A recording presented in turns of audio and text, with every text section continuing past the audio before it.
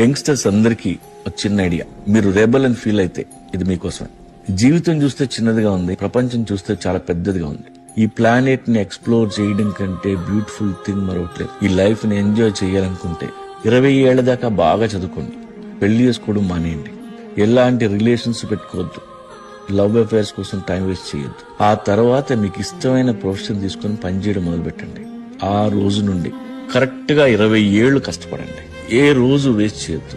Company పెడతారా, business చేస్తారా, మీ ఇష్టం. మీకు ఎంత దమ్ము ఉంటే అంత కోట్లు కోట్లు సంపాదించండి.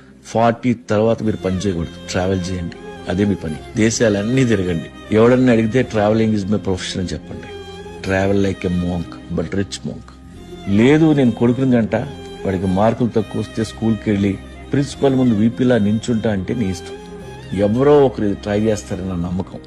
మీలో ఎవరైనా ఇది